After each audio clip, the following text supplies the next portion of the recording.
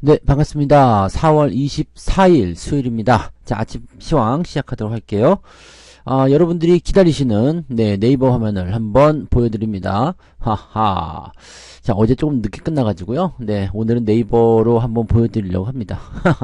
자, 다우지수와 나스닥 모두 급등세를 보였습니다. 자, 다우지수는 요즘에 연속적인 상승이죠. 그래서 요거는 괜찮다 생각됩니다. 자, 경기가 좋다라는 의미의 다우지수의 상승이지만 실질적으로 경기가 좋게 나오지 않았어요. 경기 내용을 보시면 아시겠지만 경제지표가 좀 나쁘게 나오면서 오히려 국채금리를 끌어내리고 주가가 상승하는 형태, 금리를 인하할 수도 있다. 다시 방향 바뀝니다. 무슨 동네 호떡 뒤집는 것도 아니고 이제 이랬다 저랬다 막 그냥 그래서 믿을 게 없다 그랬죠. 네, 아무튼 그런 부분들이었고요. 나스닥은 그래서 크게 상승하게 됩니다. 빅테크 기업들 실적 발표 앞두고 있기도 하고요. 전체적으로 강세를 좀 보이고 있습니다. 그래서 아마 오늘 시점부터 해가지고요. 주가가 계속해서 상승 쪽으로 움직일 수 있는 요소가 만들어지지 않을까 보여집니다. 테슬라는 실적이 엉망이었음에도 불구하고 굉장히 많이 올랐거든요. 그러니까 이런 부분들을 한번 체크해 볼 필요가 있어요. 근데 빅테크 기업들 실적이 좋게 나왔어. 그럼 추가적으로 또 올라갈 수 있겠죠. 그러니까 그런 기대감들이 이제 생겨났다 이렇게 보시면 되겠죠. 바닥을 잡고 움직일 때 너무 빠르게 움직이면 또 따라가지 못하는 그런 부분들을 우리가 오늘 좀 살펴봐야 될 것 같습니다. 뉴스로 바로 들어가서 보도록 할까요? 네. 어떤 이야기들이 있었는지 한번 보도록 하자고요. 네, 엔비디아 4% 급등, 자 3.65 급등했다. 그래서 반도체 종목도 다 올랐다 얘기가 나오는 거죠. 특별하가 재료는 없습니다. 여기 항상 얘기 나오지만 특별하가 재료가 없습니다. 엔비디아도 특별한 재료가 없어요.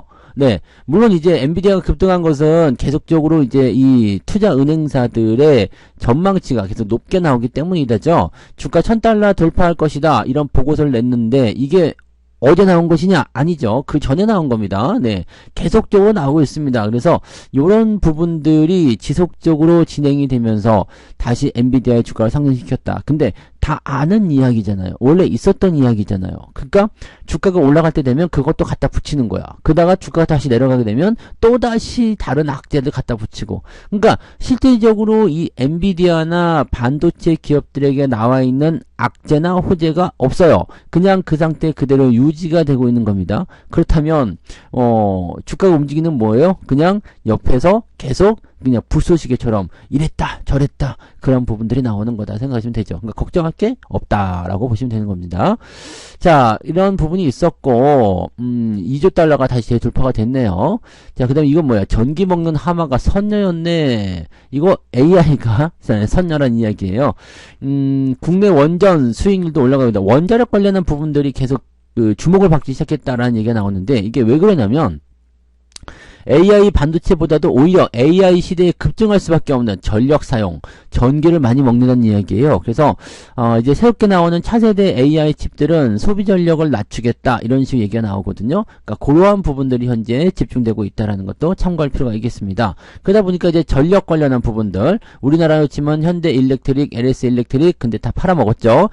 너무 많이 올라간 부분도 좀 있었고요.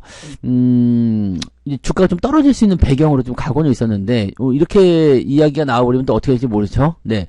근데 확실한 건 이거예요. 전력 소비가 많이 늘어나는 것은 맞아요. 그래서 뭐 발전 설비나 이렇게 되는 부분들이 분명히 필요하긴 한데 주가가 너무 많이 올라온 부분들이 과연 그런 것들을 미리 다 반영한 것이 아니냐라는 것과 그 다음에 미리 다 반영을 했다라면 얘네들의 주가가 여기서 과연 얼마나 더 올라갈 수 있겠는가 그런 거에 대한 의문점이 좀 생기는 거죠. 그래서 지금 같은 시점에서는 뭐 계속적으로 보셔도 상관없겠지만 이런 것들은 약간 한계점이 있죠. 전력 설비 이런 한계점이 있습니다. 그래서 주가가 어느 정도 수준까지 많이 올라 버렸다라면 적당한 차익 실현도 같이 데리고 가시는 것도 필요하지 않겠나 생각합니다. 자, 오히려 올라오지 않은 종목들 위주의 모습이 좀 필요할 수도 있겠죠. 원자력 관련한 부분이라거나, 네. 우리나라 같은 경우는 이제 원자력 같은 부분들에 대한 기대감이 좀 생길 수도 있잖아요. 그러면 원자력 부품이라든지, 네, 원전 관련주, 뭐, KPS 이런 거 원전 관련주니까 혹시 오늘 올라갈 수 있겠나? 이런 것들 기대를 좀 해볼 수 있죠. 그 다음에 한국전력 역시도 마찬가지죠. 밸류업에 대한 기대감을 가지고 있지만 같이 진행될 수 있는 부분들. 자, 이렇게 조금 확대해 보시는 게 맞을 것 같아요. 그래서 이런 소형 모듈의 원전 이런 것도 우리가 한번 관심을 가질 필요가 있겠죠. 그래서 이런 전체적인 부분들을 우리가 체크하시면 되니까 데이터 센터는 어차피 계속 늘어날 수밖에 없어요. 그래서 이 전력 소비 여기에 대한 기대감들도 한번 살펴보시는 것도 괜찮겠다 보여지면 되겠고요. 자, 그 다음에 반격 준비를 마쳤다는 얘기군요. 반격 준비를 마친 여행주. 오랫동안 기다려왔어. 근데 아직 좀 더 기다려야 됩니다. 네. 근데 이제 여행주의 기대감은 뭐냐? 5월 1일이 중국의 노동절이잖아요. 그래서 중국인들이 많이 올 것이다 이런 얘기 있는데 실제적으로 그 중국 정부 입장에서는요. 경기가 둔화가 되어 있는 상태이기 때문에 해외여행보다는 국내 여행을 더 독려하고 있는 분위기입니다. 근데 진짜 재밌는 것 중에 하나가 뭐냐면 중국 공산당 물론 다 그렇진 않겠죠. 인구가 많으니까. 근데 다 그런 건 아니지만 대다수의 중국 인민이죠. 네, 중국 인민들이 무엇을 하느냐? 정부에서 이렇게 선동하면 절로 가고 저렇게 선동하면 절로 가고 이렇게 되는 겁니다. 그래서 국내의 어떤 모습들을 하자 그러면은 그냥 자기들끼리 뭉쳐가지고 그렇게 또 국내 여행을 다녀요. 근데 중국 같은 경우는 일단 나라도 크고 그 다음에 볼 게 워낙 좀 기괴한 것들이 많이 있죠. 그래서 실제로 그 국내 여행도 많이 다니는 편들이긴 하더라고요. 우리나라처럼 이렇게 네, 그 여기저기 이렇게 가는데 뭐 하루 안에 다 이렇게 볼 수 있고 이런 게 아니잖아요. 그러니까 중국 같은 경우는 그때 제가 아는 그 정보원이요. 걔가 이제 개인적인 볼일로 저쪽 그 연태 지역에서 옌타이였죠. 옌타이에서 상하이까지 차를 몰고 간다는데 우리는 뭐 부산까지 가면은 500km 정도? 네. 근데 상하이까지 가는데 1000km 넘어가고 막 정신이 없더라고. 그래서 뭐 운전사 2명이 가요. 근데 한 명은 옆에서 자고 한 명 운전하고 막 네. 자기네 나라 돌아다니는 것도 벅찰 거야. 그래서 죽을 때까지 못 볼 수도 있겠는데 아무튼 네, 이런 부분들이 이제 높아지고 있다라고 되어 있습니다. 근데 확실한 거는 이제 우리나라 쪽에서 나가는 것도 필요한 거죠. 그러니까 하나 투어, 모두 투어 이렇게 되는 부분들은 우리나라에서 나가는 모습들 그런 것들이 좀 진행될 수 있겠고 환율이 조금 올라가서 그 부분이 조금 꺾인 것 같긴 합니다만 그래도 여행 수요가 괜히 증가하고 있는 건 맞아요. 5월달에 황금 연휴죠. 네, 어린이날 끼고 들어가는 연휴, 그 다음에 노동절 끼고 있죠. 그래서 우리도 그 근로자의 날 끼고 있기 때문에 5월 1일부터 해가지고 2일하고 3일까지만 이렇게 어떻게 잘 이제 짬뽕을 시켜버리면 1, 2, 3, 4, 5, 6일을 쉴 수 있어요. 그래서 그런 부분이 있고 또 10월 달에도 연휴가 좀 그렇게 연결되어 있는 걸로 알고 있거든요. 그러니까 이렇게 연휴가 굵직한 게 들어가 있으면은요. 대체적으로 여행 수요가 많이 증가합니다. 한번 갈까? 이렇게 길게 쉬는데 집에서 가만히 뒹구는 건 좀 아깝지 않아? 뭐 이런 거 있잖아요. 네, 그렇게 되는 부분들이 좀 많이 있죠. 그래서 여행주에 대한 기대감도 좀 있긴 있는데 글쎄요. 네, 아직까지 올라가기에는 활성화되기는 조금 더 기다리셔야 되지 않을까? 그렇게 생각합니다. 그래서 여행주, 그 다음에 같이 볼 수 있는 것이 이제 면세점, 그 다음에 항공주, 뭐 이런 쪽 포함되긴 하죠. 그래서 이런 쪽. 근데 제가 늘 말씀드리지만 리오프닝 쪽은 조금 기다리셔야 됩니다. 네. 그런 부분이 있고요. 자, 테슬라 이쪽도 많이 올라갔네요. 그죠? 테슬라가 1.85%, 리비아는 2.84%, 루시드는 5.8%. 근데 테슬라 급등한 거 아닌데요? 네, 테슬라 실적 그지같이 나왔어요. 네, 테슬라 실적 그지같이 나왔는데, 재밌는 거는, 네, 이 테슬라가 실적이 그지 같았음에도 불구하고, 저가 차량인 모델 2를 생산에 박차를 가하겠다. 이렇게 하면서 시간에 의해서 9% 이상 급등했다. 이 진행 중이에요. 지금 진행 상황입니다. 9% 정도 급등하고 있다. 이렇게 되어 있습니다. 물론 봐야 되겠죠. 물론 보긴 해야 되겠습니다만, 그래도 한번 쳐볼까요? 네, 테슬라 하면 요즘에 다 나오잖아요. 테슬라 주가 이렇게 딱 치면은 11% 올라가네요. 여기 애프터마켓이요. 네, 애프터마켓 11%. 와, 테슬라 급등. 근데 테슬라가 급등하니까 와, 전기차 죽인다. 살아났다. 와, 대박. 이렇게 생각하시면 정말 네, 천만에 말씀 만만의 콩떡입니다. 왜 올라가는 거예요? 테슬라의 실적이 엄청나게 미달했는데 뭐 때문에 급등했다고요? 저가 차량인 모델 2 여기에 핵심이 있어요. 실적이 안 좋아. 그러니까 지금까지의 사업 모델로서는 수익이 많이 나오지 않아. 그런데 저가 차량을 한번 만들어 봅시다 라고 얘기하니까 야, 그렇다면 좀 개선되겠구나. 자, 저가 차량은 뭐야? 가격이 싸다는 이야기죠. 가격이 싸려면 뭘 낮춰야 돼요? 배터리 부품 가격을 낮춰야 돼요. 그러니까 배터리 우리나라가 못 씁니다. 이거 물론 이제 수요가 늘어날 수 있는 효과가 있을 수는 있겠습니다만, 네, 우리나라가 못 써요. 네, 우리나라가 비싸잖아요. 비싼 거 못 써요. 그럼 뭐 쓰겠다는 이야기예요, 이놈이. 네, 그 손잡고 들어온 CATL 거 쓰겠다는 얘기는 마찬가지 아니겠습니까? 그러니까 요런 부분들 되면 결코 우리나라 배터리에게 뭐 일단 일시적인 부분들, 네, 테슬라가 일단은 전기차의 상징적인 모델이기 때문에 충분히 상승 가능성의 어떤 기대치를 보여줄 수 있습니다만, 요거 경쟁에서 과연 살아날 수 있겠는가 이거죠. 뭐 저가 모델, 이 저가 모델이요. 이 저가에 대한 단가를 맞춰줄 수 있겠느냐, 이 부분은 또 하나의 숙제가 될 수밖에 없습니다. 그래서 요거는 조심하셔야 되겠죠. 네, 일론 머스크는 네, 로이터가 거짓말하고 있다 이렇게 하면서 네, 저가 모델에 대한 생산을 연기 취소하기로 했다는 로이터 보도를 부인하고 나섰다 이렇게 됐었죠. 네, 계속 하겠다라고 얘기 나왔기 때문에 이 주가가 상승하고 있는 모습이다 라고 되어 있습니다. 저렴한 차량을 생산하면서 이 위기를 극복하겠다라고 이야기를 하고 있는 겁니다. 결코 좋은 네, 소식은 아니에요. 네, 테슬라가 주가가 많이 떨어졌기 때문에 어떻게든 좀 올려보려고 하고 있는 것 같기는 합니다. 그래서 150불 밑으로 떨어진 지 한참 됐잖아요. 올라올 때도 됐지. 근데 이게 과연 우리 전기차 그 부품주들에게는 과연 좋은 소식일까? 특히 배터리 쪽에 좋은 소식일까? 고민이 돼야 될 필요성이 있겠죠. 자, 이걸 역으로 이렇게 생각해 보게 된다면 반도체 쪽은 문제가 없어요. 그래서 반도체 상승할 수 있겠죠. 밸류업 문제가 없어요. 밸류업 상승할 수가 있겠죠. 근데 문제는 네, 배터리 쪽에 대해서는 뭐야 이렇게 돼버리면 제가 말씀드렸던 그런 주도주의 어떤 수급의 분배가 일어날 수 있지 않을까 생각합니다. 근데 아직까지 여기는 생각하지 않을 거예요. 그냥 테슬라 올라가니까 와우 좋아요 갑시다 라고 생각하면서 밀고 가는 부분이 분명히 있을 거란 말이죠. 그래서 오늘 전체적으로 좀 장이 다 이거고 저거고 다 올라가지 않겠는가 생각되기도 합니다. 요즘에 하이브 왜 이렇게 문제가 많아? 네, 이거 뭐 뉴진스 걔네들하고 뭐 복사판 누구 나왔다 뭐 그런 얘기가 있어가지고 여기 미니진 어도어 대표, 네, 이게 하이브가 지금 미니진이다. 이 어도어를 이제 저거 하고 있죠? 네, 뭐 자회사처럼 이렇게 하고 있는데 이거 독립한다는 얘기가 있습니다. 독립한다라는 얘기가 있어가지고요. 지금 이렇게 빠져나올 건 아니냐라는 식으로 얘기가 되고요. 지금 하이브는 BTS를 지금 내년도부터 이제 완전체로 활동이 된다.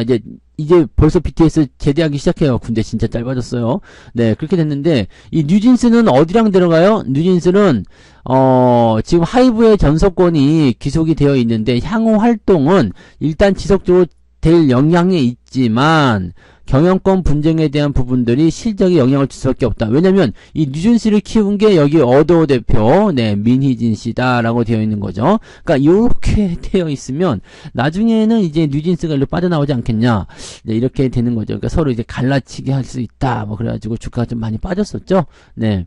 주가가 계속 떨어집니다. 떨어지고 있어요. 그래서 22일 날 어제였죠. 어제 그저께 이제 1.8% 떨어졌고요. 그다음에 23일이죠? 23일 날은 1.18, 그래서 둘이 합쳐가지고 9% 넘게 하락했는데, 다른 엔터주들 조금 올라간 거에 비해서 지금 이거, 그리고 뭐 경영권 분쟁 뭐 이렇게 나왔지만, 실질적으로 이제 뭐 하이브가 다른 쪽으로 팔려가거나 이런 게 아니라, 어떤 거예요? 네, 자기들끼리 어떤 싸움, 그런 것들 통해서 주가가 조금 나쁘게 영향을 받았다라 보시면 되겠죠? 글쎄요, 뭐 이렇게 분쟁이 일어나면, 똘똘 뭉쳐도 힘든 판에 분쟁 나면 좀 별로 좋지 않죠. 네. 자, 슈퍼사이클 온다. 조선주 반등에는 이유가 있다. 무슨 이유요? 네. 태조 이방원. 언제적 얘기냐? 한번 또 다시 들어보자. 태조 이방원. 야, 이거 지금 다 살아남은 게 몇 개나 있습니까? 태양광, 조선, 2차전지, 방산, 원자력. 살아난 2022년들. 잘 생각해. 태조 이방원. 그때 한참, 네, 유명했었던 건데, 다 뒤졌죠? 네. 자, 아무튼, 네, 그렇게 되어 있는데, 이제 조선주들 움직임도 이제 슬슬 나타나기 시작하죠. 네, 실적이 계속 증가하고 있다라고 되어 있는데, 여기서 맹점이 하나 있다고 했잖아요. 뭐야, 그거였어요? 주력 선종인 가스선, 특수선박이에요. 그러니까, 뭐, 연료 운반이라든지 이런 거, 지금 최근에 이제 유가 상승이라든지 이런 부분들이 현재 영향을 받고 있는 것이고, 러시아 우크라이나 전쟁이 이 특수선, 에 대한, 특수선박에 대한, 네, 그런 수주가 크게 늘어나게 되는 그런 계기가 됐었죠. 그러다 보니까 이제, 조선주의 움직임이 계속 좋은데, 제가 보기엔 나쁘지 않은 것 같아요. 그래서, 기회가 된다라면 조선주 쪽 공략 포인트를 가져가시는 것도 나쁘지 않을 거라 생각되죠. 뭐, 하나 엔진 같은 경우도, 그게 예전에 HSD 엔진이었죠? 네, 하나 엔진 같은 경우도 시간 내에서 급등했어요. 그러니까 추가 상승세 나타날 가능성이 높습니다. 그러니까 요런 부분들을 보게 되면은 일단 뭐 무역 단계라든지 이런 것들 다 회복이 되고 경기가 좋아지고 이렇게 된다라면 어떻게 되겠습니까? 좋은 기대감이 생겨날 수도 있겠죠. 그러니까 그렇게 판단하시면 네, 될 것 같습니다. 그래서 조선업종 같은 경우는 지금이 뭐 슈퍼사이클이고 뭐고 이거는 사실 아닌 것 같아요. 근데 뭐 향후에는 올 수도 있어요. 그러니까 지금은 슈퍼사이클은 아닌데도 불구하고 실적이 좋게 진행이 되고 있고, 만약에 슈퍼사이클을 만나버리게 된다면 주가가 굉장히 잘 상승할 수 있는 그런 모습이 나타날 수도 있겠죠. 네, 그 정도 생각하시면 되겠습니다. 자, 오늘 볼만한 게 되게 많았네요. 네, 그 다음에 뉴욕 증시가 어떻게 진행되는지 한번 봐야 되겠죠. 그래서 뉴욕 증시 뉴스 어디 있니? 여기 있다. 자, 4월 제조업 경기가 넉 달 만에 위축됐다라고 되어 있습니다. 네, 제조업 경기가 위축됐다. 이건 뭐야? 경기가 안 좋아요. 이렇게 있겠죠. 미국의 경기 둔화 조짐에 금리 인하 불씨가 살아날 수도 있다. 이렇게 되어 있는데, 여기서 또 한 가지 우리가 참고해 볼 수 있는 것은 무엇이냐? 저런 부분들이 있잖아요. 이번 주에 발표되는 이제 경제지표. 네. 경제지표 잠깐만 한번 볼게요. 경제지표가 어디서 볼 수 있지? 여기요. 네. 여기서 보시면, 자, 보세요. 여기 GDP. 예, GDP가 있어요. 이 GDP가 지금 지난번 수치가 3.4였는데요. 이번에 2.5. 이번에 2.5. 2.5로 나올 것이다. 이제 전망치예요. 지금은 이제 나오진 않았고, 이번에 경제지표 이게 나온 게 이거예요.